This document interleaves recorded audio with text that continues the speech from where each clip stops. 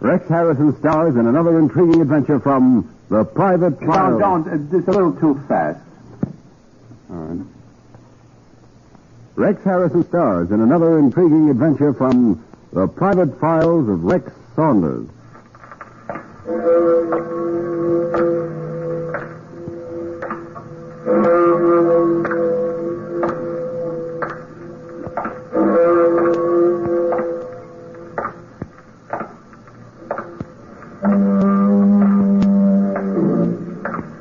Concerning gambling, a roulette wheel has no conscience, so you're bound to pick an unlucky number when you play the game with death.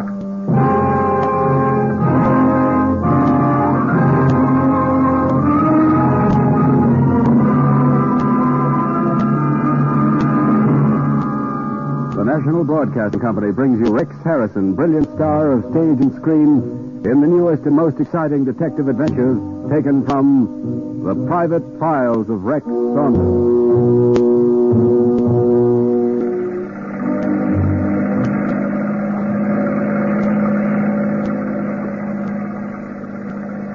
It all started on the gambling ship riding at anchor beyond the 3-mile limit. The speedboat slows down and then glides gently in alongside the gambling ship. The swarthy man gets out, mounts the swaying steps to the gaily lit deck, and makes his way through the crowd, briskly acknowledging a greeting here and there. He continues along the deck, past a series of gaming rooms, and then stops before a door marked Tony Marco, Private. Hello, Tony. Look, Vera, I told you I didn't want to be disturbed tonight. I told you I was going to be busy in town. Yeah, Tony, I know about your important business in town. Oh, so that's it. That's why you dragged me out here. In a way. Vera, how many times do I have to tell you? You and me are only partners on this quick money scowl. That's where the partnership ends. Okay, Tony. Just wanted to let you know that he's back again. Who's back again? That stepbrother of hers, Jerry Connell. What? And losing heavy. Where is he? Inside at the roulette table. I tried to get him to leave, but he started to make trouble. I thought you'd want to handle it yourself. That's why I sent for you. Okay, I'll handle it. All right, ladies and gentlemen. Make your bet. There he is, Tony, at the end of the table. Make your Yes, bet. I see him. You stay here. Make your bet. Hello, Jerry. Mr. Connell to you, Marco. I asked you to stay off this boat. Something wrong with my money, Marco? All bets closed. Rocky, Yeah, Mr. Marco. hold that wheel a minute. Pick up your bet, Jerry. Pick it up and get out of here. Afraid I might get back some of my losses, Marco? How much did you go for so far? 1,500. Why? You'll get it back from the cashier. Not on your life, Marco. I'm not taking back that money. You're not dealing with my sister now. I'm one Connell with a little pride left. No cheap tin horn gambler can buy me off the way you buy her off. Jerry, I don't like the way you talk about Helen. Well, you are buying her off with your lousy money. You're going to remember never to talk like that about Helen. Okay, Rocky, pick him up and get him back to shore. Never mind. Now, I'll give you something to remember, Marco. I'd rather see Helen dead than married to you. Or even better than that, I'd rather see you dead, Marco.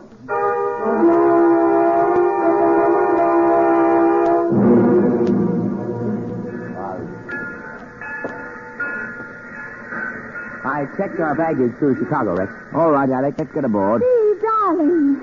Oh, I thought I'd never get here in time. But, Oh, I'm so sorry. believe me, young lady, so am I. Sorry not to be Steve, whoever he may be. Oh, please forgive me. I thought you were a friend. You look so much like Steve. You dress the same way, too. How stupid of me to come up and throw my arms around a perfect stranger. Well, it's the one way of making strangers friends. Mr. Saunders, our train. You will forgive me, won't you? Yes, of course. Thank you. Goodbye. Goodbye. Well, Alec, that was a pleasant send-off for our trip. Rex, Yes? that girl. She's disappeared into the crowd. Yes, rather hurriedly. Well, no wonder. Your briefcase, it's gone. She took it. I know she did. You what? And you let her walk off just like that? Alec, get our baggage off the train. We're postponing our trip to Chicago. I'm going to scout around the station. Meet me at the information booth in 15 minutes. Well, all right. And in the meanwhile, you'd better hold on to the collateral the young lady left in return for my briefcase. What are you talking about? During our embrace, she slipped this pistol into my top coat pocket.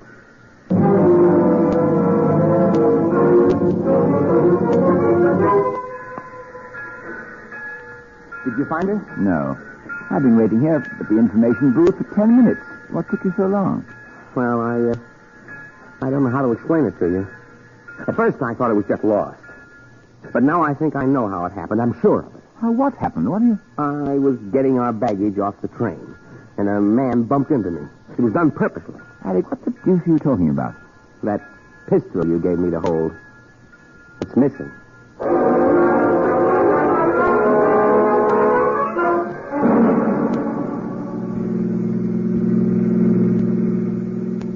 I had a feeling earlier this evening that something would happen to prevent us from going on that trip.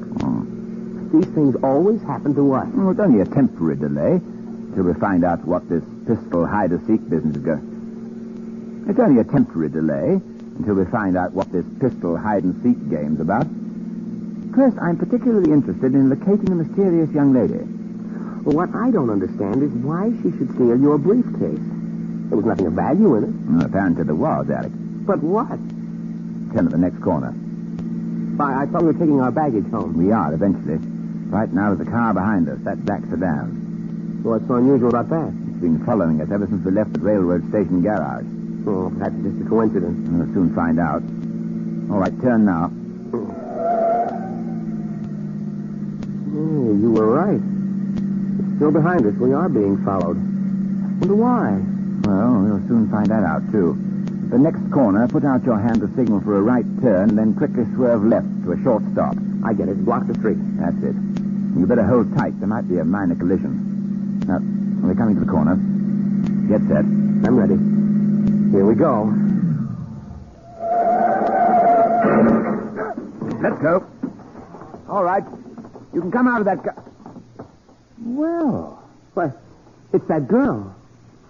Well, young lady, you still looking for your friend Steve? No, there isn't any Steve. No, I didn't think there was. Now, why did you steal that briefcase, and where is it? It's in the car.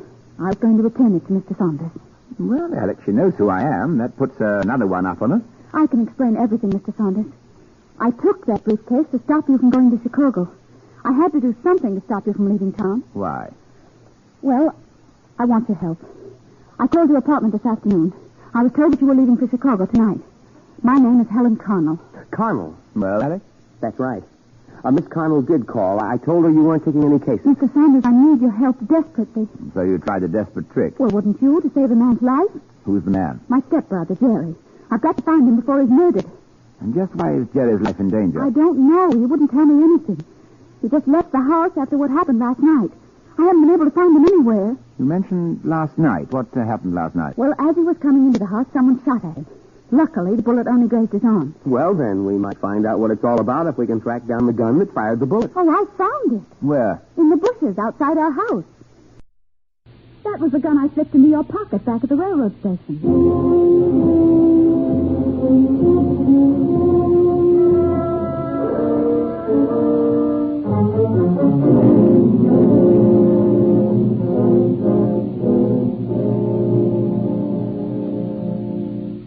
RCA Victor again brings you the tops in popular records, the smash hit songs of the day, by a trio of artists whose words and music are taking the nation by storm.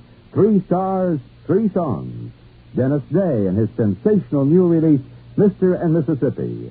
Henry Rene's superb arrangement of I'm in Love Again. And Vaughn Monroe singing the ballad Old Smoky. 3 great songs recorded by RCA Victor in all 3 record speeds. 78, long play, and 45. And they're available now. Hear them. Buy them. Take them home with you. They're records you and your family will enjoy playing over and over again. So be sure to ask for these best-selling popular records. And at the same time, listen to Vaughn Monroe's other great recordings of Old Soldiers Never Die and Sound Off. Hear this fine music on a new Victrola radio phonograph console.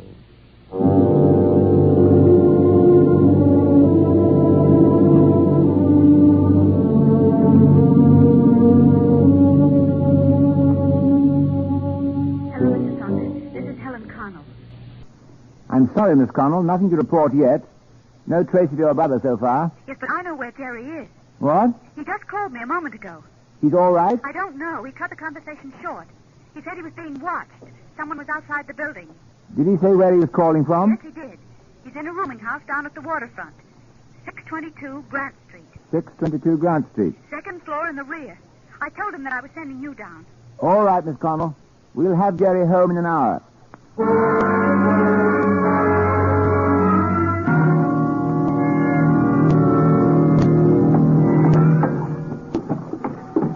Down the steps, Connell. To the boat. Where are you taking me, Rocky? For a boat ride. Out to Marco's ship? Maybe. Marco's wasting his time. I've got something to say to him. None of his tricks are going to work. Get into the boat. Okay. You're steering. Go ahead, start it up.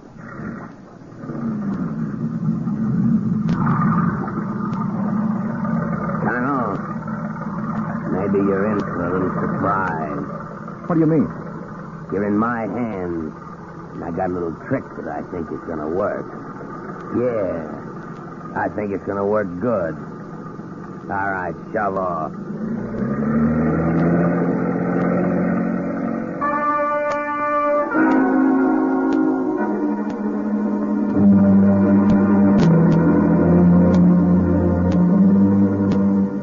I spoke to the landlady, Rex. What did you say? A man rented this room last night. He said his name was Jerry Connell. But the landlady's description of him doesn't fit the one Helen Connell gave us. I see. Now, why should someone pose as Connell? I don't know. Did the landlady see him go out tonight? No. Did you find anything here? Just these. What are they? Gambling chips. Not much to go on, huh? No, I don't know about that, Alec. These chips are just out of place enough to excite my interest. What do you mean? They're marked SS Lucky. SS Lucky. Well, that's the gambling ship that's operating out beyond the 3-mile limit. That's right. Tony Marco's gambling ship. We're going out to Marco's ship tonight. To try our luck? Yes, Alec. And to try our luck at preventing a murder. Let me stop that. Do that. Give me the cue again, and do it again from the top of the page.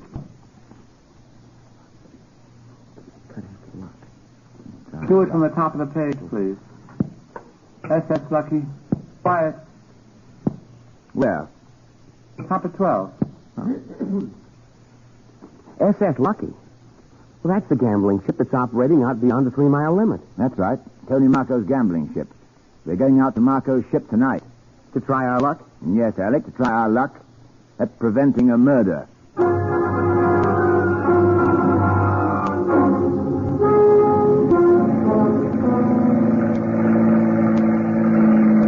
Okay, Jerry. Cut the motor. Oh, I said cut the motor. We're stopping here. What are we doing here? Rocky, you said you were taking me to Marco's ship. You said so. I didn't. You guessed wrong. Now, what is this? This is where you get off. What? This is where you go for a swim. All right, over the side. Now, Rocky, now, I wait. said over the side. Rocky, listen to me, please. Take me to Marco. I want to talk to him. Don't you remember, Jerry? You said you got nothing to say to Marco. You can marry my sister, Helen. I won't say a word. I won't open my mouth. I'll give him my word, only don't do this. Please, Rocky, listen. I said get into the water. But I won't have a chance. Sure you got a chance. That life buoy. You hear the bell. It's only about 100 yards off. All you have to do is swim to that buoy. I can't swim, Rocky. Yeah, that's what I hear. You can't swim. It's too bad. Now get over the side. Rocky, don't push me. Get Please, over for the heaven's side. Rocky! Help me! Don't! Rocky! Hold me!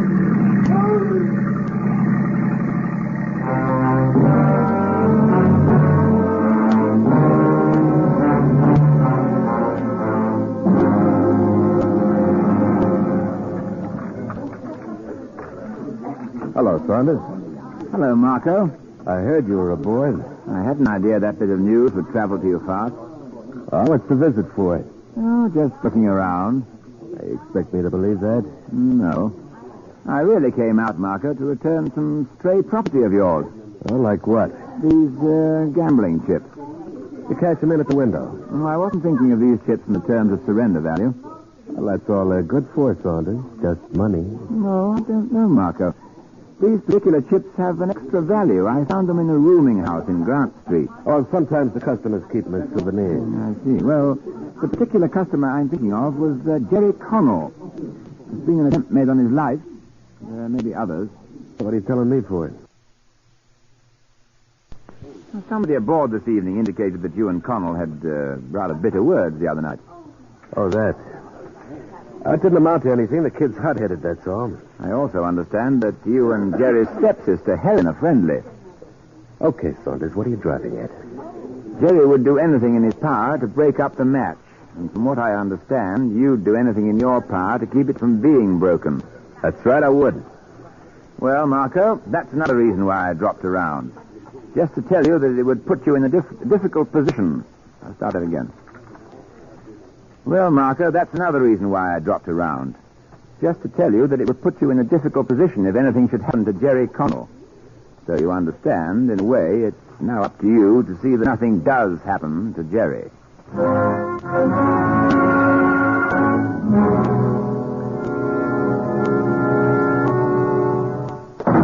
Tony, I just saw the paper.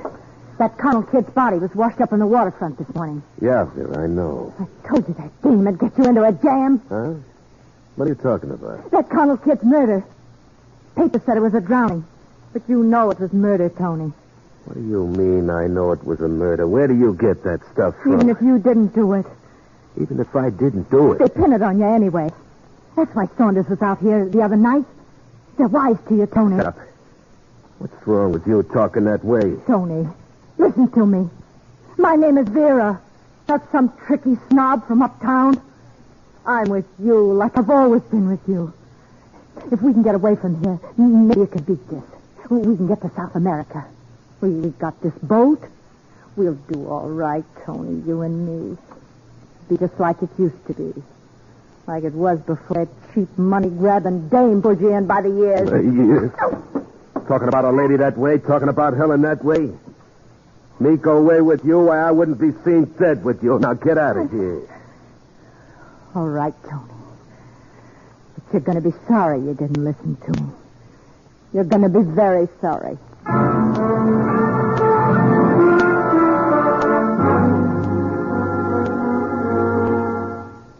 We're awfully sorry, Miss Connell. You and Mr. Saunders did everything you possibly could. We might have quite a job proving that Jerry's death was not an accident, but we're determined to see it through. Doesn't matter now, Mr. Saunders. Oh, it does. It matters very much.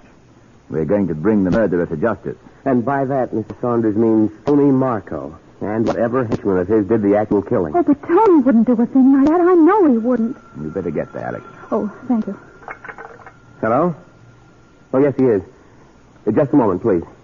It's for you, Rex, a woman. Uh-huh. Hello? Yes, this is Rex Saunders. I certainly would. Pier 65. A blue Nash sedan. I'll be there. Yes, at 9 promptly. Well, Miss Connell, we may be nearer to a solution than I'd thought. That was Vera Peters on the phone. Tony's partner? Yes. What did she say? Alec, we're meeting Miss Peters at the waterfront. She said she has information which will lead to Jerry's murderer tonight.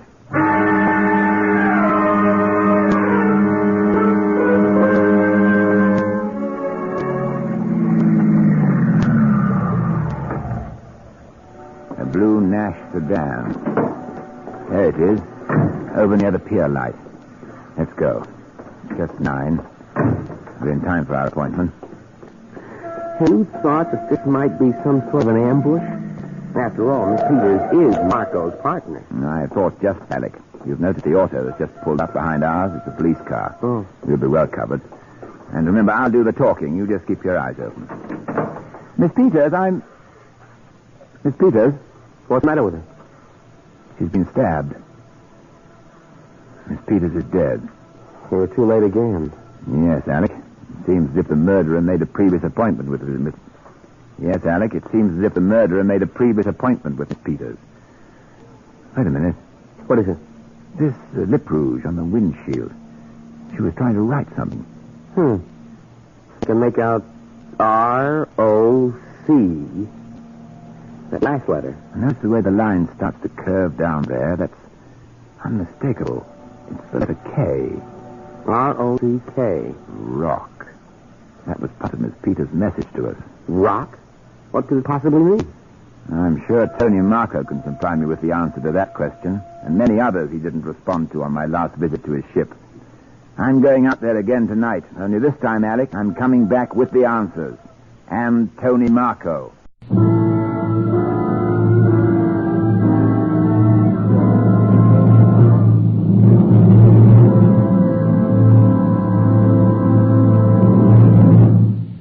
Back to the climax of our story in a moment. You can buy it for a song. Yes, for as little as $12.95, you can now own the wonderful, economical RCA Victor 45 attachment. This neat, compact, easy-to-play record changer can be attached to and play through your present radio, phonograph, or television set. And think of it, with no trouble at all, you can load up to 14 records on your 45 attachment. There are no posts or clamps to adjust. Then press a button, relax, and listen to the clear, distortion-free music of your choice. Wonderful music. Yes, the RCA Victor 45 system sounds better and plays easier than any other system of recorded music. What's more, you'll find an enormous selection of 45 records to choose from. Now you can hear all your favorite recording stars on handy, non-breakable 7-inch records. So, as soon as you can, be sure to see and hear the superb, low-cost RCA Victor 45.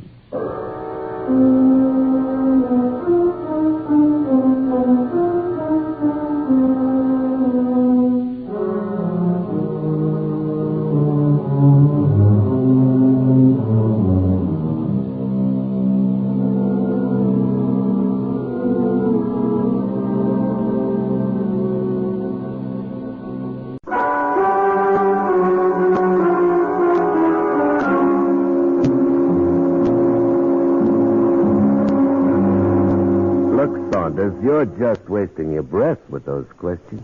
And, Marco, you have no idea what the word rock could possibly mean? That's what I told you. It don't mean anything to me. Oh, I know what you think, but you've got me wrong. Yes? Gambling's my business, not killing. I'm just as anxious to have Vera's kill an ad as you are. I see. But what about Jerry Connell's murderer? Well, that one, too, for Helen's sake. I didn't like Connell, I admit it. I hated his guts, but I didn't kill him. I didn't say you did. It's upset Helen real bad, and that's what gets under my skin, seeing Helen that way. Frankly, Marco, I don't understand concern for Helen Connell. And I understand much less her concern for you. Okay. Maybe then you understand this. No one was supposed to know about it, but I'm telling you just for the record. Helen and I were married 2 months ago.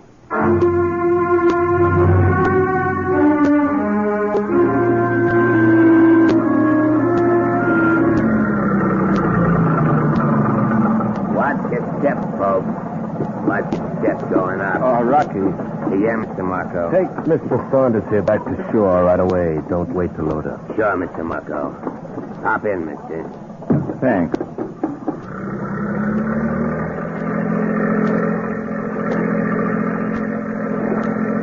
Well, special express for you, huh? So it seems.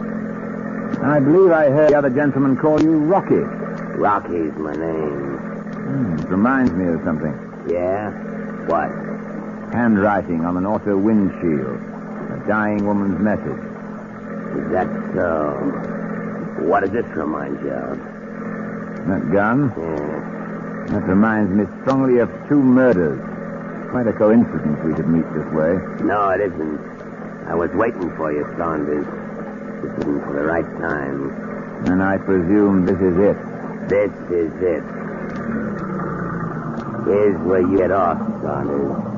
And then this is how it is at Jerry Connell. Yeah, you're getting the same break. But I can swim, Rocky, and a gambling ship isn't far off. I might make it. Aren't you being a little careless in your rush to get rid of me? How far do you think you'll get, Saunders? How far after I plow into you with this boat? I'd rather not answer that question. Okay, then suppose you get started. Go on, get over the side. I got a report to make on it.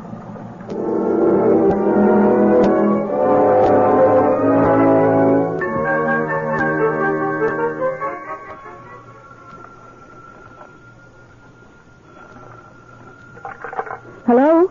Miss Arnold, Rocky, Well?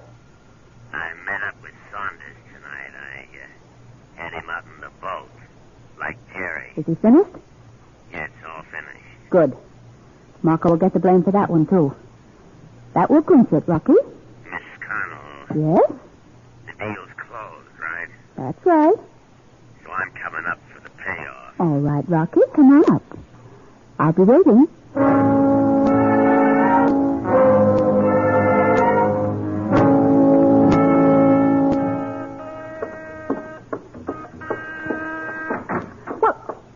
Tony. Hello, Helen. Tony, what are you doing here this time of night? Oh, I just thought I'd stop in for a talk. Oh, darling, it's awfully late.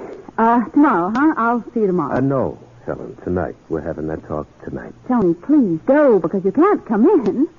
Look, I'll explain everything tomorrow. You're through explaining things, Helen. You're all through. What are you doing? You're finished. You're washed up. I know your game. I know you were dealing to me from the bottom of the deck. Tony, what is the matter with You you? rotten little killer. You had it done to Vera, and you had it done to your stepbrother. Well, you're crazy. You did. You don't know what you're saying. You were setting me up for a murder rap so you could cash in How on can me. you say things like that? Where'd you get such ideas from? You got them from me. Mr. Saunders. And they're not just ideas, they're the facts. The facts Rocky included in his confession. But I thought... Rocky said that you were dead. And they're not just ideas. They're not just ideas, they're the facts. The facts Rocky included in his confession. But I thought Rocky said that you were dead. I would be if it hadn't been for Alec and a police patrol boat standing off the gambling ship. Alec? Yes, Rex? You can take her down to headquarters now. It'll be a pleasure. Oh, and by the way, Miss Connell, the shock you received at seeing me alive is nothing compared to the shock the state has in store for you.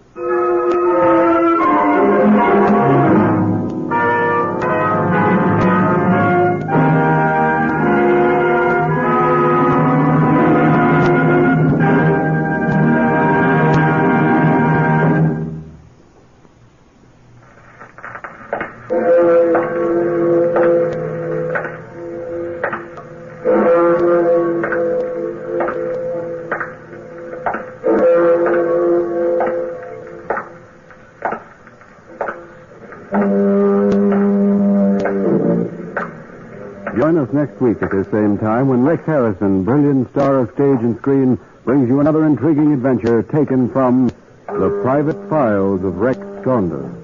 Next week, it's concerning blackmail. Concerning blackmail. A dangerous game which paid off in either high dividends or shallow graves.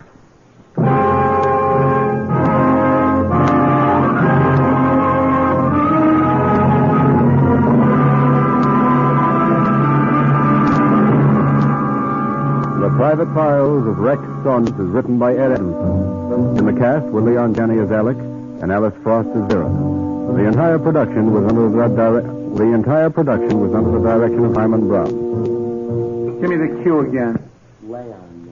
Leon? Quiet, please.